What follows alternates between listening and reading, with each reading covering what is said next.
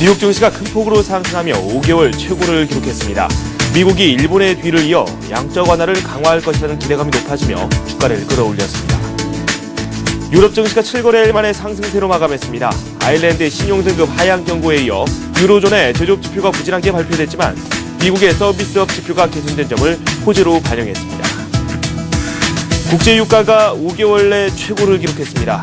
달러가 약세를 보이고 주가가 상승한 가운데 미국이 조만간 일본의 뒤를 이어 양적 완화 조치를 강화할 것이라는 기대감이 높아졌습니다.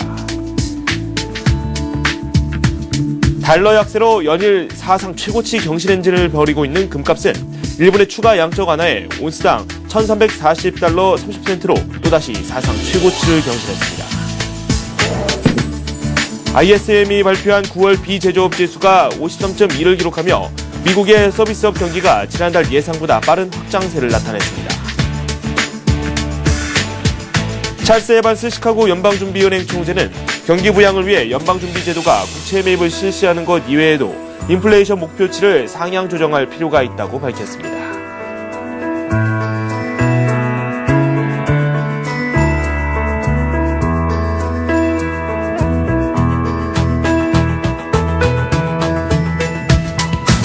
여러분 안녕하십니까. 굿모닝 센 증시의 김종성입니다. 미국 증시가 크게 튀어 올랐습니다. 다우가 1% 넘게 올랐고요. 나스닥과 S&P 500은 2% 넘게 오르면서 시장의 기대감을 그대로 보여줬습니다.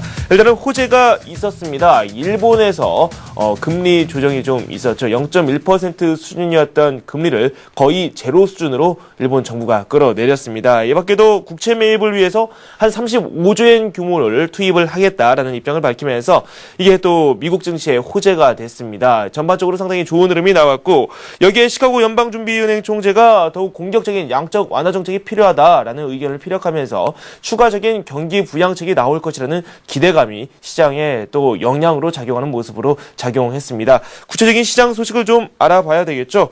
동양정금증권의 장열철 과장과 함께 뉴욕 증시에 대한 이야기를 한번 나눠보도록 하겠습니다. 안녕하세요. 네, 안녕하십니까. 일단 시장이 좀 환호하는 움직임을 보여줬어요. 예, 맞습니다. 최근 들어서 이제 다우 글로벌 지수 자체가 좀 이렇게 어느 정도 안정성을 좀 많이 찾아가는 그런 모습 보였습니다. 네. 물론 뭐 글로벌 그 지수 자체가 특별하게 뭐 호재성 멘트가 최근에 좀 많이 없었긴 했습니다. 이게 지표가 개선되는 부분도 좀 많이 이렇게 두드러지는 부분도 좀 많이 없었고요. 그다음에 이제 실적 개선이라든지 아니면 어닝 시즌에 대한 발표도 마무리되면서 다른 호재를 좀 찾기가 힘들었는데 네. 제일 컸던 게 정부에 대한 그 정책들이 좀 어떻게 좀 펼쳐지느냐에 좀 그 기초가 많이 주목됐는데 이번에 일본 쪽에서 일단 먼저 양적 완화를 좀 많이 좀 이렇게 시사하면서 시장에 좀 큰 반등을 좀 이끌어내는 그런 부분 나오는데요. 네. 일단 다우지수 차트 한번 보시면서 간단하게 한번 짚어보겠습니다. 일단 다우지수 차트 같은 경우에는 최근 들어서 일단 그 유럽에 대한 그 재정 위기 이후에 큰 폭이 하향한 이후부터 이제 시작해가지고 꾸준하게 이제 유동성이 공급되는 그런 모습 많이 보였는데요. 네. 제일 컸던 게 아무래도 그 다른 그 정부 정책에 대한 그런 게 좀 이렇게 긍정적으로 많이 피력되다 보니까 다우지수 차트도 좀 꾸준하게 많이 좀 상승을 했는데 그 상승되는 그 추세 자체도 굉장히 좀 큰 폭으로 좀 많이 오르고 있는 모습이 좀 많이 나왔습니다. 일단은 그 뭐 다른 그 제조업 경기 같은 경우에는 제조업 경기는 어느 정도 지금 현재 다시 상승 추세를 좀 이렇게 좀 어느 정도는 좀 많이 상승 추세에서도 좀 이렇게 좀 가만히 좀 이렇게 정체되는 그런 모습 많이 보이는 반면에 네. 다른 쪽에서 이제 지표들이 좀 많이 개선되면서 다우지수도 좀 꾸준하게 상승했는데요. 일단 기술적으로 보더라도 일단 5일선이 20일선을 꾸준하게 좀 상승을 통과하면서 일단 그 갭 자체를 좀 많이 늘려나가는 모습이 일단 시장 흐름에서는 굉장히 좀 큰 폭의 굉장히 지금 큰 폭으로 좀 흐름을 좀 에너지를 많이 좀 이렇게 가져가고 있는 모습 같고요. 어제 같은 경우에도 일단 일본에서 이제 제로 금리를 시사를 하면서 오히려 미국 입장에서도 일단 양적 완화 정책을 좀 많이 펼쳐나갈 것이라는 기대감 때문에 네. 경기 회복 속도 다시 한 번 더 이렇게 재차 또 반등해 주지 않을까라는 기대감이 그 지표에 좀 많이 나타나 있지 않나 그렇게 보여집니다. 네.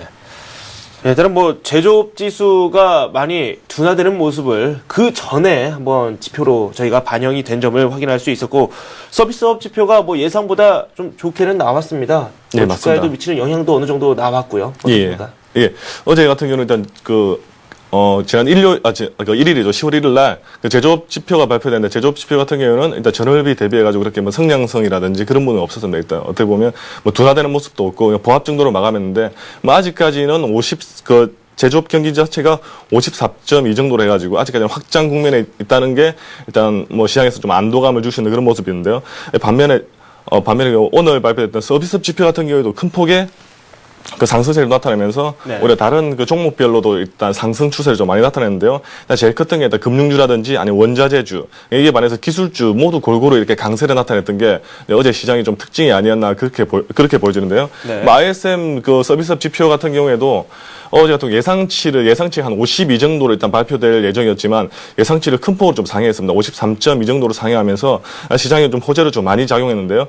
일단은 서비스업 지표가 이렇게 크게 호전되는 모습을 보였다는 게 아무래도 그 미국 그 시장 자체가 굉장히 큰 소비 시장 자체를 많이 형성하고 있기 때문에 서비스업 경기 지표가 좀 많이 좋아졌다는 게 최근에 좀 많이 시사점을 좀 긍정적으로 좀 많이 이끌어가고 있는데요.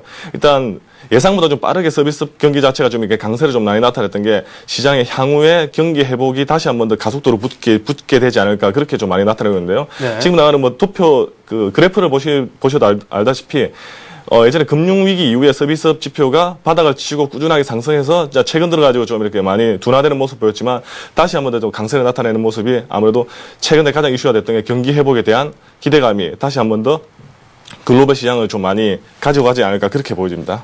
네.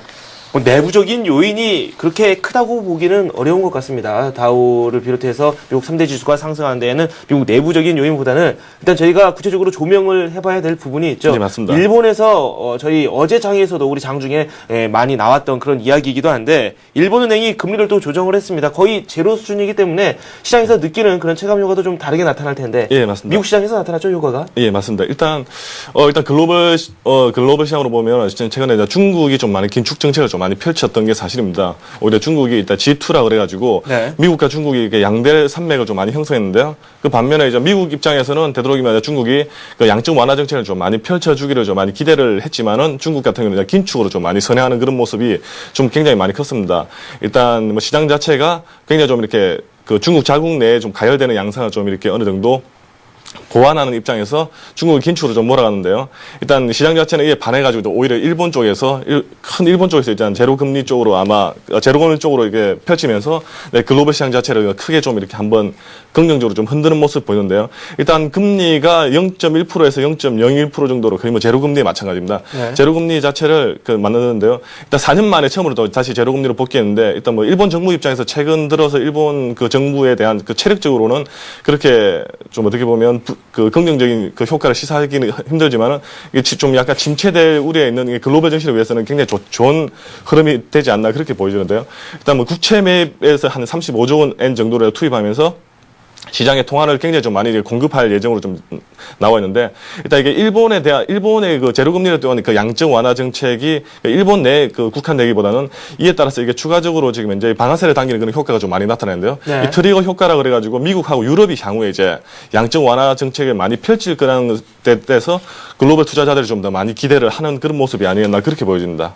일단 일본이 먼저 달렸습니다. 이렇게 정책을 내놓으면서 유럽과 미국 쪽에서도 좀 경제적으로 어려움을 겪고 있는 부분이 분명히 있기 때문에 여기에서 또 비슷한 정책을 내놓을 수밖에 없는 거죠. 그렇습니다. 그렇기 때문에 또 버냉키 의장 같은 경우도 그런 류의 발언을 최근에 한 그런 기억이 또 있거든요. 예, 맞습니다. 일단 미국 같은 경우에도 양적 완화를 좀 많이 펼칠 그런 정책을 좀 펴고 싶지만은 그게 미국 시장 한 그 국가에만 좀 국한되기가 쉽지 않은 모습이기 때문에 이게 네. 글로벌적으로 동조가 좀 많이 이루어져야 되는데요. 앞서 말씀드렸다시피 중국 같은 경우는 글로벌 동조로 약간 좀 이렇게 비껴나가는 양상을 펼쳤던 반면에 카운터파트로서 오히려 일본이 이렇게 역할을 좀 해줬던 게 시장에 오히려 미국에도 더 힘을 실어주는 그런 모습이었는데요.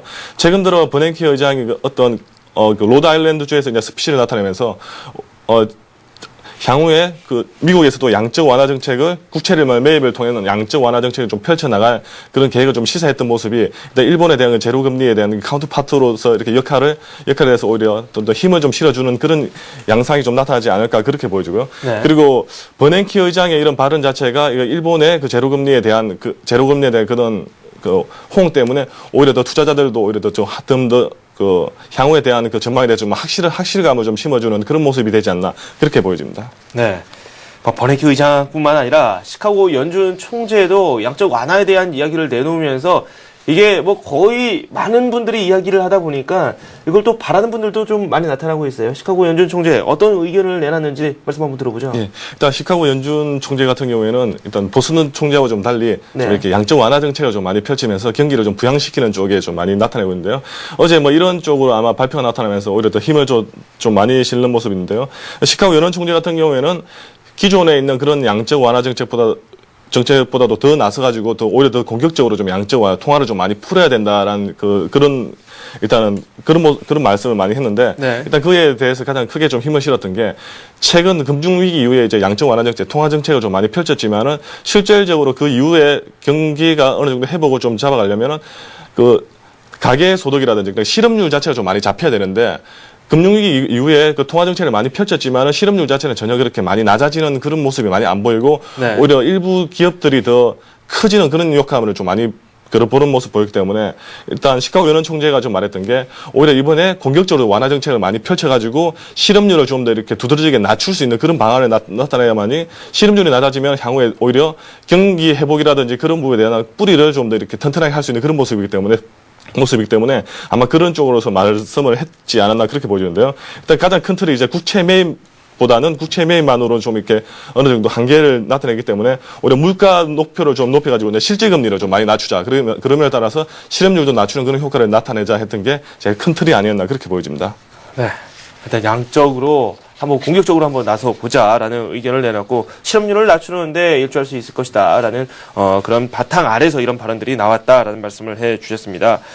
또 저희가 주의 깊게 살펴봐야 될 부분이 또 나왔어요. 예. 워렌 버핏이 채권보다 주식이 또 유망하다 이런 이야기를 내놔서 예. 많은 투자자들이 또 주식 쪽에 관심을 갖게 될 수밖에 없는 예. 그런 또 멘트가 나왔거든요. 예, 맞습니다. 일단 뭐 그 전에 골드만삭스 쪽에서도 이제 아무래도 뭐 채권보다는 주식 시장에 좀 투자하는 게 낫지 않겠냐라고 많은 발언을 했는데요. 일단 뭐 골드만삭스 같은 경우는 이제 대표적인 투자은행이다 보니까 아무래도 채권보다는 주식 쪽에 좀 이렇게 주식 쪽으로 좀 이렇게 선회하는 쪽이 좀 나을 것 같다고 말씀했던 것 같고요. 그리고 뭐 대표적인 그 투자자 중에 한 명이죠. 워렌 버핏 같은 경우에도 일단은 채권보다는 주식 쪽으로 좀 많이 좀 배팅을 해가는 게 향후에 오히려 그 수익성이라든지 그게 좋지 않나라고 그 발언을 했던 것 같은데요. 네. 먼저 이런 부분 같은 경우에 특히 뭐 워낙 영향력이 컸던 쪽 그 분들이라 일단 주식시장 자체는 좀 호재를 좀 많이 나타냈지만 그래도 뭐 컨트롤 봐서는 아무래도 좀 이렇게 또 실제적인 뭐 사실보다는 그래도 의견 정도이기 때문에 일단 투자자들도 이제 이런 부분에 대해서 그냥 힘을 얻는 정도 수준이면 좋지 않을까 그렇게 보여집니다. 개인적인 판단은 어떻게 되고 계십니까? 그 개인적인 판단도 아무래도 지금 시장 자체가 만약에 지금 현재 같이 이렇게 유동성이 많이 풍부해지면은 네. 유동성 장세에 따른 그 주식시장이 좀 활성화 또 이루어지지 않을까 그러면 그렇게 개인적으로 한번 생각을 해봅니다. 네, 알겠습니다. 이번엔 유럽 쪽으로 한번 날아가 보도록 하겠습니다. 유럽에서는 스페인, 아일랜드, 뭐 일부 국가들의 뭐 재정 위기가 또 유럽 전역으로 좀 약간 악재로 좀 작용하는 그런 모습이거든요. 예, 맞습니다. 일단 무디스가 아일랜드에 대한 그 아일랜드에 대한 등급을 좀 이렇게 하향한다는 네. 그 경고성 발언을 좀 많이 했었는데요. 일단 그 유럽에 대한 재정 위기 같은 경우에는 이제 뭐 최근 들어서 이제 많이 느끼지만은 굉장히 좀 내성이 많이 강해졌던 그런 부분입니다. 네. 워낙 많이 이슈가 좀 제기되고 있는 부분이고요. 그리고 재정 위기, 유럽에 대한 재정 위기 자체도 그 글로벌 시장 자체가 글로벌 국가들이 다 동조를 하면서 어느 정도 완화를 시켜 나가고 있는 부분이기 때문에 뭐 이런 부분에 대한 부분이 최근 뭐 지난주까지만 해도 WTV가 굉장히 좀 많이 컸었는데요. 네. 일본에 대한 일본이 일단 먼저 그 양적 완화 정책을 좀 펼쳐나가고 향후에 유럽과 미국도 동시에 같이 경기 회복에 대한 양적 완화를 좀 펼쳐나갈 것이라는 그 전망 때문에 좀 WTV도 좀 많이 좀 사라진 그 전망이 좀 많이 나타나고 있는데요. 뭐 일단 무디스가 그 일본에 대한 제로금리 그 양적 완화를 좀 이렇게 좀 예상을 좀 못하지 않았나 일단 그렇게 뭐 전문가들 우스갯소리를 좀 많이 보고 있는데요. 네. 일단 먼저 발표했던 부분인데 그런 기대감에도 불구하고 어제 같은 경우에는 그 일본에 대한 호재와 그다음에 미국의 서비스업 지표에 대한 호재 때문에 유럽 증시가 좀 상승세를 좀 많이 마감했습니다. 오히려 큰 폭으로 좀 많이 상향했는데요. 네. 그 영국, 프랑스, 독일 대표 지수들이 1에서 한 2% 정도 큰 폭으로 상승하면서 이제 시장은 안정적으로 찾아가지 않았나 그렇게 보여집니다. 네. 일단 증시 자체는 좀 좋은 흐름을 보였지만 이 악재성 재료들은 시장에 상존하는 모습이었습니다. PMI 지수 유로존에서 나왔던 내용들을 살펴보니까 조금은 악화가 된 듯한 모습을 보여주고 있거든요. 예, 맞습니다. 일단 그 유로존에 대한 PMI 지수가 한 52.2 정도로 발표됐는데요. 이제 실질적으로 이제 조사가 끝난 뒤에 이제 조정 발표가 54.1로 오히려 좀 하락하는 모습 보이면서 시장에 좀 악재로 좀 작용할 지 않을까 그런 식으로 좀 나타냈는데요. 네. 일단 그 PMI 지수가 좀 하락했음에도 불구하고 유럽 증시가 좀 상승했던 부분은 이 향후에 있던 양적 완화에 대한 통화 정책 때문에 오히려 그 통화 정책이라든가 아니면 유동성 정책에 의해 가지고 PMI 같은 지수 같은 게 향후에 좀 많이 바뀔 거기 때문에 향후 이런 부분 자체가 PMI가 향후에도 좀 오히려 증가할 것이라는 예상을 좀 많이 나타내고 때문에 이게 어제 같은 경우는 하락하더라도 이게 시장에서 좀 이렇게 그 악재로 좀 작용을 덜하지 않나 그렇게 보여집니다. 네. 뭐 달러 약세 강세가 지금 하루 사이에 좀 많이 나오고 있습니다. 이 때문에 상품 가격도 좀 변화가 좀 있는 그런 듯한 모습인데요. 국제 유가 올 연말까지 90달러를 전망하는 그런 좀 깜짝 놀랄 만한 그런 결과를 얼마 전에 뉴스로 저희가 전해 듣기도 했었고, 내년에 85달러 선까지도 갈 것이다. 그런 전망까지도 또 나오기도 했었죠. 국제 유가 기타 상품 가격 전황도 한번 설명을 좀 해주시죠. 네, 알겠습니다. 일단 뭐 유가 하면 제일 컸던 게 골드만삭스에 대한 그 투자 의견인데요. 네. 골드만삭스가 지금도 그 유가를 좀 100불 정도 좀 보고 있는데 그 뭐 전망에 대해서는 뭐 어떤 뭐 노코멘트는 하고 있지만 일단 경기 회복이 가장 크게 그 진행될 것이라는 예상이 좀 가장 그 기저에 좀 깔려있지 않나 그렇게 보여지는데요. 네. 어제 같은 경우에도 일단은 그 일본에 대한 그 양적 완화 정책 자체가 향후에 대한 경기 회복 속도가 가속을 좀 붙을 거라는 예상 때문에 오히려 유가도 좀 5개월 내에 최고치로 좀 급등하는 모습 보이는데요. 82.82달러로 마감했던 게 이제 유가 시장의 좀 특징이었습니다. 그리고 금값 같은 경우에도 일단 일본 그 양적 완화 때문에 금값도 같이 동반 급등하는 그런 모습 보이는데요. 온스당 최고치입니다. 1340.3달러 정도로 최고로 계속 금값이 지금 급등하는 그런 모습 보이는 게 이제 시장이 좀 특징이 아니었나 그렇게 보여지고요. 이 달러 같은 경우에는 계속해서 최근 들어 좀 약세를 좀 많이 나타내고 있는데 뭐 어차피 이 부분 자체는 굉장히 반대급부로 작용하고 있기 때문에 달러 인덱스 같은 경우에는 그 시장 흐름에 좀 이게 체크를 해보시면 될 것 같습니다. 네. 오늘 밤 발표되는 내용들, 뭐 기업 실적 발표라든지 종합적으로 저희가 살펴봐야 될 부분 어떤 것들이 있는지도 설명 좀 해주시죠. 예, 이제 오늘 밤 발표될 그 지표 중에서 좀 중요한 지표가 두 가지가 있는데요. 일단은 ADP 9월 민간 고용자 그 변동 그 지표가 발표될 예정입니다. 이제 네. 어떻게 보면 고용 지수 중에서도 향후에 고용 지표보다 이제 선행되는 그런 지표 중에 하나인데요. 일단 이전치가 마이너스 1만 정도가 일단 감소했던 방면에 이제 예상치가 18,000개 정도가 이제 증가할 것으로 예상되기 때문에 이런 부분이 이제 시장에서 그대로 만약에 발표될 경우에는 다시 한번 지표에 의한 그 다우지수의 좀 반등을 좀 한 번 더 체크해 볼 수 있겠고요. 그다음에 또 하나 그 고용 지표 중에 하나입니다. 주간 그 모기 신청 지수도 좀 발표될 예정인데요. 일단 이전치가 마이너스 0.8에 비해서 이제 예상치 같은 경우에는 지금 이제 발표는 아직 나타내고 있지 않지만 그 이전치보다는 비슷한 수준인 마이너스 0.8에서 1% 정도로 아마 예상이 가능하고요. 네. 그리고 주간 원유 재고 같은 경우에는 지금 이제 이전치가 한 47.5만 배럴 정도가 지금 감소를 했는데요. 일단 주간 원유 지표 같은 경우에도 한 마이너스 80만 배럴 정도로 일단 감소가 지금 이제 예상되고 있습니다. 네. 네, 이렇게 해서 동양정보증권 장영철 과장과 함께 글로벌 증시 상황 그리고 또 전망까지도 한번 들어봤습니다. 감사합니다. 네, 감사합니다.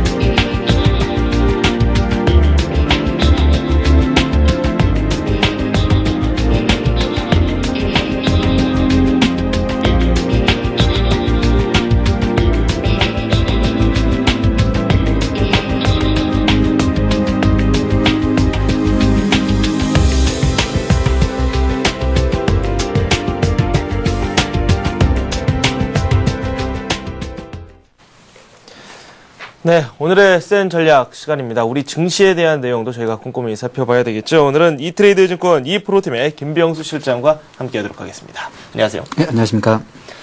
일단은 코스피가 5거래일 만에 좀 조정을 받았고요. 좀 그래도 외국인들의 매수세에 꾸준히 들어오고 있어요. 현재 우리 시장에서 살펴봐야 될 부분 어떤 것들이 있을까요? 일단 뭐 가장 기본적으로 보셔야 될 부분이 이제 일반 개인 투자가들과 개인 투자가에서 많이 혼란스러운 부분들이 있는데 기술적 분석상으로 지금 이격 부분들이 좀 다소 과다하다 보니까 이 부분에 대한 조정폭에 대해서 상당히 좀 근심 부분들을 진행하는 부분들이 좀 있겠고요. 두 번째로 이러한 기술적 부분들에 대한 우려로 인해서 어제도 전일 같은 경우에도 기관들의 매도 부분들이 집중되는 부분들, 특히 특정 종목군, 어제 삼성스테크이라는 삼성 LCA 이런 종목군들의 낙폭이 과대해짐으로써 예전에 이제 어떻게 어떻게 보면 학습 효과라고 좀 볼 수 있는데 이런 종목군들 대형주의 하락폭이 2, 3% 정도의 하락폭들이 진행될 때 어떤 투매 부분들이 같이 좀 진행되는 부분들이 있습니다. 그런데 이러한 부분들 반면에 기관들이 아니라 개인들이 매도하는 물량 부분들을 외국인들이 지속적으로 매수를 하고 있는데도 불구하고 시장에 대해서 불확실성 부분들을 너무 크게 우려하는 부분들이 좀 있다. 이렇게 좀 말씀 좀 드리도록 하겠습니다. 네. 그렇다면 저희가 초점을 외국인들의 매수로 두는 게 좋을까요? 기관의 매도로 두는 게 좋을까요? 일단 이제까지 시장 부분들은 메이저는 외국입니다. 그래서 외국인들의 매매 형태 부분들을 집중적으로 좀 보셔야 될 부분들이 있겠고 화면을 보면서 같이 말씀을 좀 드리도록 하겠습니다. 최근에 이 화면 부분들은 여러분도 많이 아시다시피 원화 강세라든지 위안화 절상 그다음에 엔화 강세 부분들로 진행되면서 현재 우리나라는 수출 부분들로 어떻게 가장 큰 매출 부분도 일어나기 때문에 이런 부분들이 가장 크게 민감한 부분들이 좀 있습니다. 원화 부분들이 지금 강세 부분들이 좀 진행되다 다소 어제 반등하는 폭이 좀 진행되고 위안화도 마찬가지고 엔화 부분도 어제 이제 일본이 금리 인하 부분들을 진행을 하면서 추가적인 양적 완화 정책 부분들이 좀 진행이 되는 부분들이 있는데 이러한 부분들은 지금 달러 약세 부분들이 좀 진행돼서 글로벌 시장 부분들의 유동성 부분이 지속적으로 공급이 되고 있다. 그리고 지금 이번 달에 연준의 추가적인 그 FOMC 회의록 부분들이 좀 발표가 되는데 전일 그 미국의 경기 지표 부분도 지금 긍정적인 부분으로 나오면서 어떤 양적 완화 정책을 재차 추진을 할 수 있을까 이런 부분들이 좀 부각될 수 있는 부분들이 좀 있습니다. 하지만 이번 주 금요일 날 실업률 부분들이 좀 나오는데 아직 그 제조업 관련된이라든지 소비 관련된 지표 부분들은 다소 개선 사항들이 조금씩 나타날 수는 있겠지만 아직 고용 관련된 부분들은 다소 미약하다. 하지만 이런 고용 관련된 경기 지표 부분들이 나쁜 점이 결코 시장 부분에 그렇게 부정적인 영향보다는 역설적이긴 하지만 이러한 부분들이 부각되면서 연준에서 추가 양적 완화 정책 부분들을 추진할 수 있는 하나의 계기가 될 수 있다. 이런 부분들을 유동성 공급의 하나의 또 다른 포인트로 좀 보셔야 될 게 아닐까 이렇게 말씀을 드리도록 하겠습니다. 유동성 공급이 이루어지면 또 증시가 한 번 더 하락을 맞을 수 있는 그런 기회가 또 찾아오겠죠. 네, 그렇다면 저희가 여기에 발맞춰서 투자 전략을 짜나가는 것도 상당히 중요하거든요. 어떻게 보세요? 먼저 이제 조금 전에 앵커님께서 말씀해 주셨던 것처럼 외국인들의 매매 형태로 초점을 맞춰야 될까, 기관의 매도로 초점을 맞춰야 될까, 최근의 매매 형태 부분들을 보면서 여러분이 초점을 맞춰야 될 부분들을 한번 보도록 하겠습니다. 현재 화면에서 보이시는 것 지난주 금요일 날 10월 4일 외국인들과 기관의 매매 형태 부분입니다. 네. 검은색 선은 지수의 흐름을 나타내는 선이고 위에 분홍색 선이 외국인들의 매매, 밑에 옅은 분홍색은 연기금입니다. 기관 같은 경우는 지난주 금요일 날도 지속적인 매도 부분들로 동참했던 부분들, 기관에서도 특히 투신권에서 매도 부분들이 진행했던 부분들이 있는데 이러한 물량 부분들을 지난주 금요일과 어제 저녁당도 지수가 하락함에도 외국인들은 현물 부분들을 집중적으로 매수 부분들이 좀 진행됐던 부분들이 있습니다. 어제 아침에도 지금 그런 동일한 흐름 부분들이 좀 진행이 됐는데요. 오전장에 증권사에서 주문 실수 부분들로 진행됐다는 뉴스가 좀 나오긴 했지만 이런 지수의 방향성 부분, 하락 부분들이 좀 진행될 때마다 외국인들은 현물 부분들로 집중적으로 매수를 들어오면서 지수를 떠받치는 어떤 바닥권에서 매수권으로 매수에 동참하는 이런 큰 메이저 세력으로 유지를 하면서 지수를 끌어올린 부분들이 있기 때문에 여러분들은 기관의 매매 형태 부분들보다는 기관과 개인의 매매 형태를 따라가시는 게 아니라 외국인들이 집중적으로 매수를 유입을 시키는 그런 유동성 부분들을 공급하는 그런 종목군과 업종군들을 택해서 선택을 하셔서 집중적으로 매매를 접근하셔야 된다 이렇게 말씀을 좀 드리도록 하겠습니다. 네, 그럼 그들이 그렇게 집중적으로 살펴보는 그런 업종이 어떤 것들이 있는지, 그 업종 내에는 어떤 종목들이 포함됐는지도 한번 설명이 좀 이루어진다면 투자자들 입장에서는 더 쉽게 투자를 할 수 있을 것 같거든요.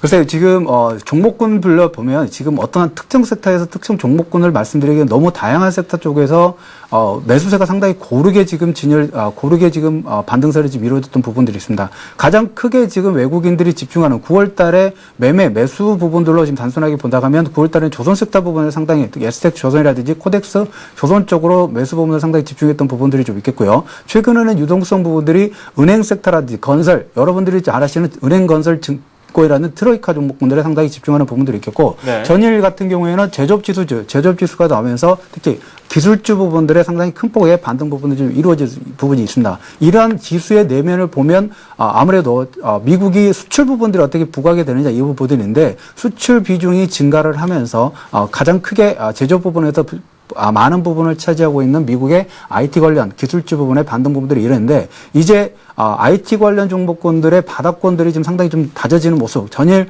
삼성 관련 3인방들이 하락폭들이 진행되는데 하이닉스라든지 삼성전자 이런 큰 IT를 대표할 만한 종목들 또 이번 주에 삼성전자의 프리 실적 부분들도 발표가 되겠는데 이러한 부분들로 다시 한번 바닥권 정도의 이제 상당히 지금 바닥권을 다지는 모습들이 나왔기 때문에 한 번 정도 접근을 해도 되지 않는다. 이렇게 IT 섹터와 트로이카 종목군, 조선 섹터 부분들도 말씀을 좀 드리겠고요. 또 여러분들이 좀 보셔야 될 부분이 코스닥 종목군들에 대해서 외국인들의 지난번 시장에서도 코스닥 종목에 대해서 외국인들의 매수세가 상당히 심상치 않게 좀 들어오고 있다고 말씀드렸는데 특히 코스닥 대형주 셀트리아라든지 서울반도체 쪽도 한번 관심을 좀 두고 연내 접근하셔도 되지 않을까 말씀 좀 드리도록 하겠습니다. 네. IT 업종에 대한 이야기를 조금 더 한번 나눠볼까 하는데요. 이 IT 업종 바닥권 다지고 있다라는 말씀을 해주셨어요. 그동안 분명 많은 투자자들이 관심을 가지고 계셨던 그런 업종이기 때문에 이미 보유하신 분들도 꽤 될 것 같다는 생각이 들어요. 그런 분들 이번 기회를 어떻게 활용해 보는 게 좋을까요? 이번 시점에서는 지금 조금 전에 말씀드린 것처럼 ISM 제조업 지수 부분들이 특히 수출 비중 부분들이 상당히 긍정적인 부분들이 나오면서 반등 부분들이 좀 강하게 좀 나왔던 부분들이 있습니다. 종목분별로 지금 어떻게 보면 IT 섹터 부분에 대한 업종 부분에 대한 개선 사항 부분들은 아직 좀 미진한 상태의 부분들이 좀 있습니다. 하지만 주가라는 부분들은 한 6개월 최소 6개월 정도 선행하는 그런 부분들이 좀 있기 때문에 4, 4분기에는 성수기에 진입을 하고요. 그다음에 지금 그 삼성테크이나 삼성 SDI 이런 종목군들 2, 3% 정도의 하락 부분들이 진행되는 것은 기관의 집중적인 매도 부분, 수급 상향이 다소 꼬이기 때문에 이런 하락 부분들이 좀 진행되는 부분들이 있는데 현재 보유하신 부분이라면 조금 더 반등 부분들을 이루어내시고요. 그다음에 신규로 접근하신 부분들은 다른 종목군보다는 삼성전자라든지 하이닉스 이런 IT 종목을 대표할 만한 이런 간판주 정도로 접근하셔도 되지 않을까 이렇게 좀 말씀을 좀 드리도록 하겠습니다. 네, 약간 핀트가 좀 엇나가게 제가 말씀을 드리는 걸 수도 있는데 LED 업종 쪽으로도 많은 분들이 개인 투자자들 입장에서는 많은 관심을 최근에 보여왔었거든요. 좀 살아난 듯 하다가 어제 또 주저앉았어요. 이런 부분에 개인 투자자들 입장에서는 정말 피눈물이 많이 나는데 이들 종목들에 대해서는 어떻게 대응을 하는 게 좋을까요? 그래서 LED 관련된 부분들에 대한 어떤 시장 부분에 대한 미래에 더 향후에 발생될 특히 조명 분야에서 발생될 부분에 대한 기대치 부분은 상당히 큰 부분들이 좀 있습니다. 그렇지만 이런 기대치 부분들이 바로 실적 부분들로 바로 접근되기는 다소 너무 빠른 부분들이 좀 없지 않아 좀 있습니다. 그런데 지금 조금 전에 말씀드렸던 것처럼 코스닥 종목의 서울반도체나 이런 종목군들 같은 경우 미국의 신재생에너지 관련된 부분에서 수주 부분들을 좀 진행했기 때문에 이러한 부분들 외국인들이 좀 집중하는 종목군들 쪽으로만 집중을 하시는 게 낫지 않을까 좀 말씀을 드리도록 하겠습니다. 네. 일단 집중을 해서 잘 선택하는 게 좀 필요하겠죠. 마지막으로 저희가 오늘 관심을 갖고 지켜보아야 할 만한 종목 어떤 것들이 있는지 한번 살펴보도록 하죠. 금일 엣지 종목으로 지금 추천드릴 종목은 삼성증권을 가지고 나왔습니다. 삼성증권이요? 예. 예. 여러분들이 지금 증권업종 부분들에서 가장 많이 매매를 하시는 업종이라면 대우증권이라든지 동양증권증권 이런 종목군들도 매매를 자주 접근을 하시고 추천을 많이 받으셨을 거를 좀 보고 있는데 삼성증권 지금 다른 시장보다 작년부터 지금 진행되는 부분들이 있는데 랩 어카운트 시장 부분들이 크게 성장을 했습니다. 전년 대비 거의 2배 이상의 성장 부분들이 진행이 되면서 이러한 부분들의 랩 어카운트 시장분에서 거의 독보적으로 워낙 고액 자산가들이 1억 이상을 자산을 가지고 있는 고액 자산가들이 약 7만 명 이상을 보유하고 있는 삼성증권의 랩 어카운트 상품 약 거의 절반 이상 부분들을 수수료 부분들을 좀 진행을 하고 있습니다. 그렇기 때문에 이런 레벨업이 되는 증권업 쪽에서 어떤 고액 자산가들 그리고 지수가 레벨업일 때 또한 특히 또 랩 어카운트 시장이 확대되면서 수혜를 받을 수 있는 삼성증권을 좀 말씀을 좀 드리겠고요. 두 번째로 이제 삼성증권에서 투자 포인트를 보신다 하면 지금 퇴직연금 시장이 상당히 크게 열리고 있는데 퇴직연금 시장 부분들이 향후에 큰 자금들이 유입이 될 때 지금 삼성 자산운용의 대주주입니다. 삼성증권은 삼성 자산운용의 설정 잔고 약 31조 원 정도로 지금 2위 부분들을 지금 진행을 하고 있는데 이 업체의 대주주이고 특히 증권 업종 같은 경우는 지금 여러분들 매매 거래대금 부분들이 아직 증가하지 않느냐 아직 이런 부분들이 좀 있는데 거래대금 부분들은 향후에 증가할 가능성 부분들이 있겠고 특히 지금 이러한 거래대금이 증가하지 않는데도 불구하고 증권업종 같은 경우에는 채권차익 평가이익 부분들로 해서 재무 상태가 상당히 긍정적인 부분들로 진행되고 있습니다. 그렇기 때문에 이러한 유동성 부분들이 진행이 될 때 증권건설, 이런 은행, 이런 트로이카 종목군들의 외국인들의 유입 또한 지속적으로 들어오고 있고 특히 기관들의 매집 부분들이 매수 형태가 상당히 긍정적으로 들어오기 때문에 이 부분들 한번 관심을 좀 두시고 접근하셔도 되지 않을까 이렇게 말씀을 좀 드리겠고요. 화면을 보시면서 매매 포인트 부분들을 말씀을 좀 드리도록 하겠습니다. 밑에 이제 보시면 이제 기관들이 최근에 다른 종목들 매도를 하면서도 불구하고 이 종목 같은 경우에는 지금 9월부터 집중적으로 매수세를 좀 유입이 되고 있고 외국인도 소폭이지만 조금 더 길게 본다면 외국인들 같은 경우에는 물량 부분들이 상당히 이미 매집이 되어 있는 상태입니다. 그리고 신규적으로 기관의 매수의 수급이 지금 들어오고 있기 때문에 이 종목과 한번 관심을 주시고 매수가는 금일 시가 부분들이 아마 미국 시장 부분들이 좀 갭상승 부분 상승을 크게 했기 때문에 갭상승 부분들이 좀 진행되지 않을까 이렇게 좀 보겠는데 일단 갭상승 시가 부분에는 접근하지 마시고 시가에서 최소 1% 미만 밀렸을 경우에 접근하신 부분들을 말씀을 드리겠고요. 매도가, 목표가 부분들은 71,000원 정도까지 단기적인 목표가로 설정을 해드리겠고 손절가는 63,000원으로 설정을 해드리도록 하겠습니다. 올 초만 하더라도 삼성증권이 좀 주가가 하향되는 그런 모습을 많이 보여줬었는데 뭐 매물벽은 없을까요? 매물벽 이 부분도 어떻게 보면 시장에서 어떤 섹터 부분들이 좀 부각되느냐 이런 부분들이 있습니다. 네. 대우증권이 가장 먼저 주도주의 역할 부분들을 좀 진행했던 부분들이 있는데 아무래도 이제 오프라인 시장과 마켓시어 부분들에서 가장 1위 기업이다 보니까 이런 네. 부분들이 증권 섹터에서 가장 먼저 상당히 수급적이긴 한데 탄력적인 면에서 그런 부분들이 좀 부각됐는데 이제 조금 전에 말씀을 좀 드렸던 것처럼 지금 증권 시장, 증권업에서 가장 크게 매매 수익이라든지 이런 업종 분에서 마켓시어 부분들을 가지고 있는 부분들은 레버 카운트 시장 부분입니다. 그래서 네. 레버 카운트 시장 부분에서 지금 1위 기업을 지금 진행을 하고 있는 삼성증권은 또 다른 향후의 주도주의 등급 가능성 부분도 있기 때문에 이런 부분들을 한번 포인트로 좀 잡으시고 7만 원 정도, 7만 원에서 7만 2천 원 정도가 다음 저항대 부분들이 있는데 일단은 이 다음 매물대까지는 반등 부분들이 가능하지 않을까 이렇게 좀 보고 있습니다. 일단은 호재성 재료가 더 많기 때문에 충분히 극복할 수도 있다라는 평가를 한번 들어봤습니다. 삼성증권까지 말씀을 듣도록 하겠습니다. 지금까지 오늘의 센전작 이트레이드 증권 이프로팀의 김병수 실장과 함께했습니다. 감사합니다. 감사합니다.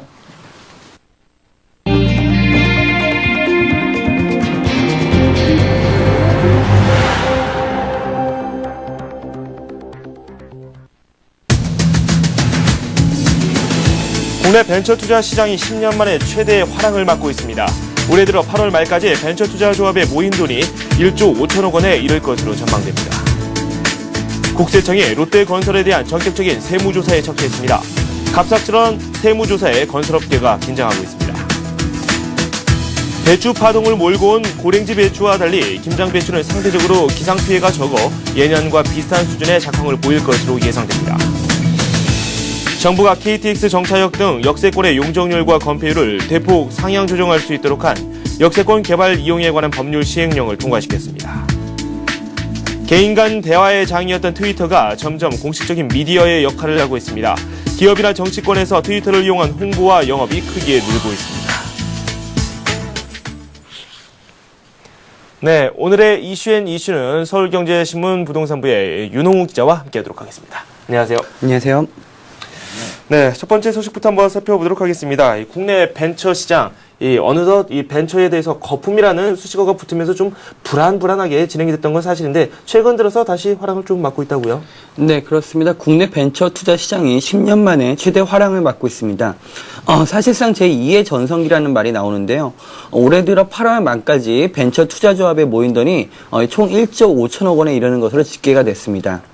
투자 조합 규모는 2007년까지 줄곧 1조 원대를 밑돌다가 2008년 다시 상승세로 돌아서 올해 최고치를 기록할 것으로 예상이 되는데요. 벤처기업 투자를 위한 창업투자회사 설립도 상당히 활발해지고 있습니다. 올해 들어서만 모두 9개의 창투사가 설립이 됐고요. 납입 자본금 총액도 1조 4천억 원으로 역대 최고치를 경신했습니다. 벤처 시장의 전망이 밝아지면서 대형 기관 투자자들의 참여도 늘고 있는데요.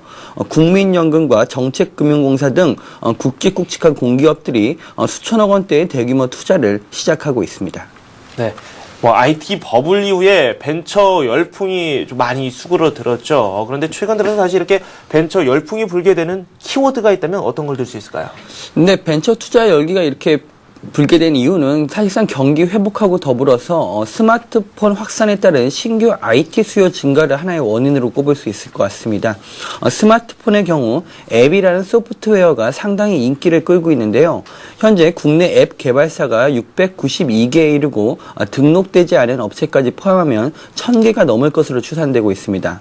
결국 최근 들어 스마트폰과 앱을 통한 비즈니스 또 녹색 성장 등의 벤처 기업들이 몰리면서 벤처 동력 자체가 커지는 것 아니냐 이런 예측이 나오고 있습니다.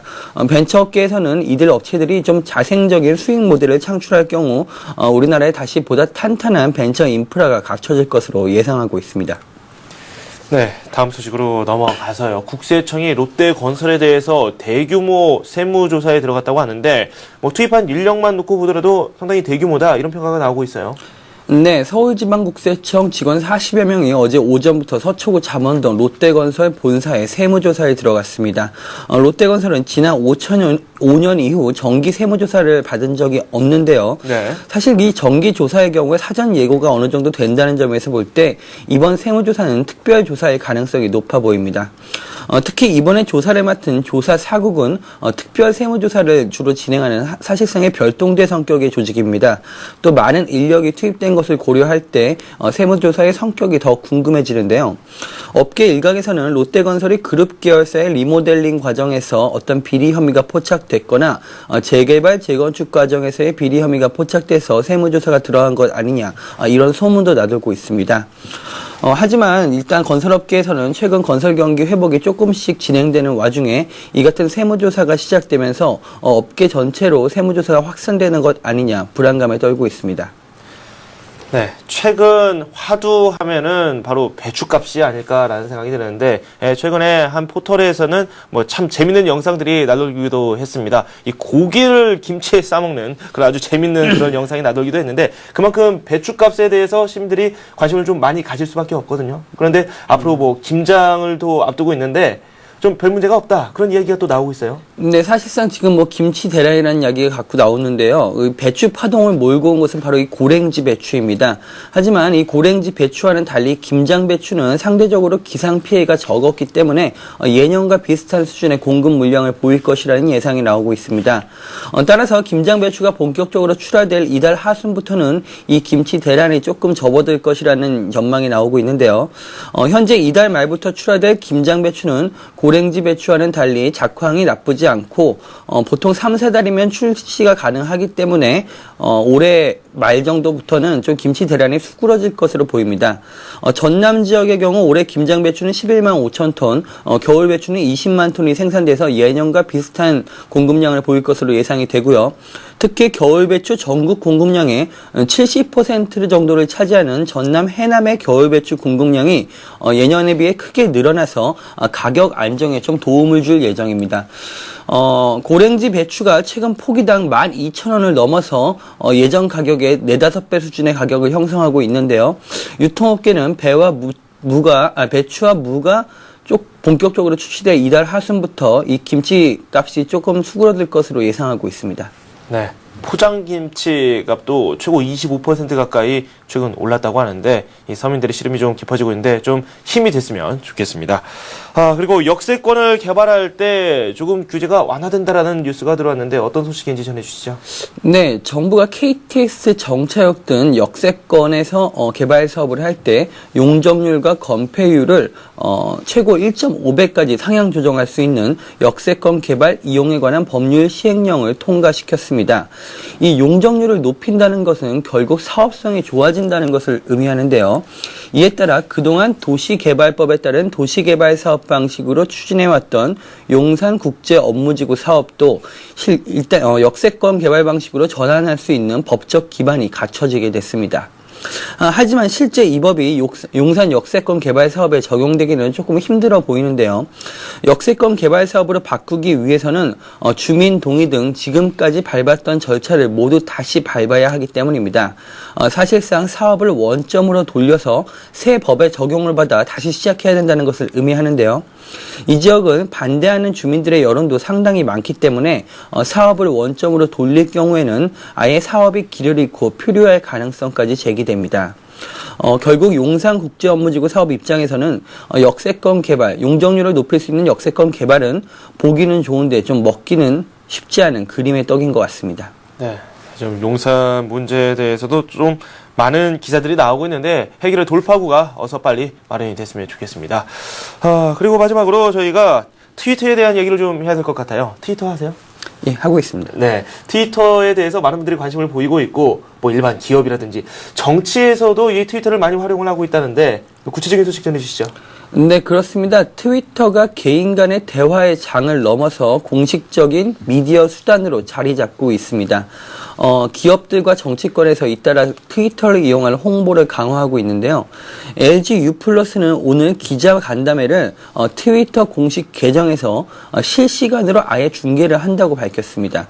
이 LG U+의 트위터 생중계는 트위터 가입자라면 누구나 볼 수가 있고요. 또 기자들처럼 소비자가 궁금한 점을 직접 물어볼 수도 있습니다. KT의 경우도 요즘 각종 새 소식을 트위터 공식 계정을 통해 가장 발빠르게 전하고 있습니다. 특히 소비자들이 궁금해하는 사항을 직접 묻고 답할 수 있는 공간이다 보니까 온 오프라인 언론보다도 오히려 이 커뮤니케이션이 더 활발하다는 그런 평가가 나오고 있습니다. 최근 정치인들도 트위터 대열에 속속 합류를 했는데요. 한나라당이 지난 9월 초 트위터 공식 계정을 개설하고 인터넷 생방송이 가능한 트윗 온 에어를 통해서 최고위원회 내용을 중계하기도 했습니다. 또 지난 6월에는 남경필 한나라당 의원이 트위터 생중계를 통해서 당대표 출마를 선언을 했는데요. 개인과 기업을 넘어서 이제 정치권까지도 트위터의 시대가 열리고 있는 것 같습니다. 네. 세상이 원하는 툴이 조금씩 바뀌고 있고, 그 때문에 저희 언론의 역할과 기대에 대한 그런 생각도 많이 달라질 수 있을 것 같습니다. 더욱더 노력이 좀 필요하겠죠. 네. 지금까지 서울경제신문 부동산부의 윤홍훈 기자와 함께했습니다. 감사합니다. 감사합니다. 네, 굿모닝 센증시 저희가 준비한 소식은 여기까지입니다. 저는 잠시 후 출발 센증시에서 다시 찾아뵙겠습니다. 시청해주신 여러분 고맙습니다.